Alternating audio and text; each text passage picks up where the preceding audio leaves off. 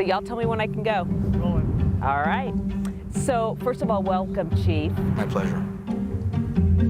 In uniform and with his new city as the backdrop, Chief Eddie Garcia sat down with me days before taking on one of the biggest challenges of his career. Estamos en estos tiempos de COVID. He'll start day one dealing with a high violent crime rate, from gang battles to shootings, and a drag racing problem that's out of control. Dallas ended with a record number of murders last year, the highest in at least 16 years. What's the plan for that? We need a visual deterrence in areas. We need investigations and officers investigating the crimes, and then we need individuals to apprehend them. Any plan we do needs to have the buy-in from the men and women that are out there sacrificing every day. Chief Garcia is tasked with building trust in a community after a series of officer-involved deaths across the country. How do you work with the community and officers together to unite them? There is so much division right now. Well, I think the first thing is we need to realize that taking the criminal element off our streets and being fair to our neighborhoods are not mutually exclusive terms. You know, we're going to have to do things on the front end with regards to policing in our most vulnerable neighborhoods. And so I recognize the challenges, and I'm ready to roll up my sleeves and get going. Chief Garcia has to balance earning the trust back from the community by showing the rank and file they have his support. Morale is low in the Dallas Police Department right now. How do you boost it? I don't know if there's a magic wand to boost morale. I guess it might sound elementary, but I just go back to what I would like. Would I like to see the chief walk in and actually show interest to the work I do every once in a while in a detective unit? Yeah, that would help. When we're wrong, we'll hold ourselves accountable. But when our officers are right, we need to back them. Garcia's hiring is historic. He will become the city's 30th police chief and its first Hispanic. Describe el orgullo. Bien orgulloso, estoy bien emocionado. Seriamente, cuando me dijeron que era el primer jefe latino hispano, no lo podía creer. What do you say to those who say you just got hired because you're Latino? Those that say that, I mean, I don't know if there's anything I can say to them to change their mind. Those attitudes will be and are around everywhere. I don't feel sorry for myself for it. I have a job to do.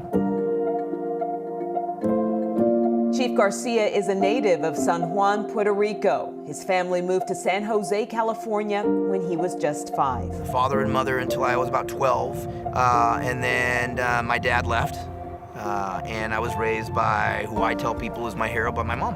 What piece of advice from your mom are you going to use to help you start your new job?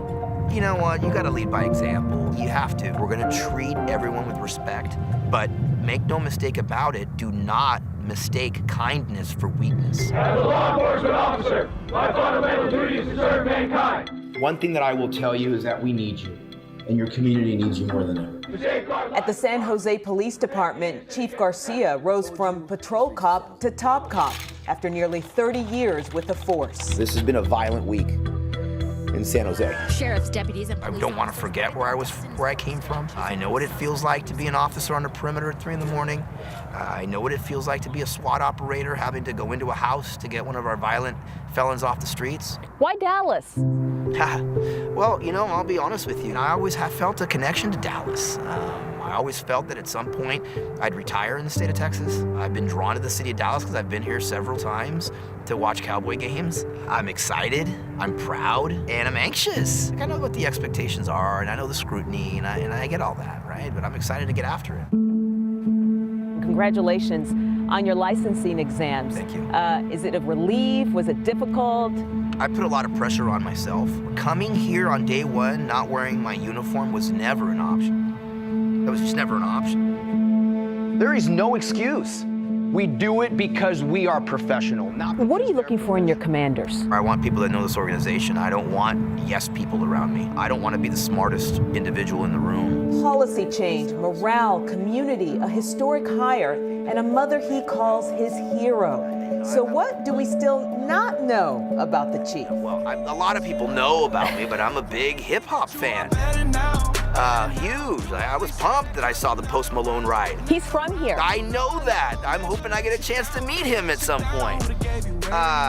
You know what? I've said this to other people before. I'm just a regular guy.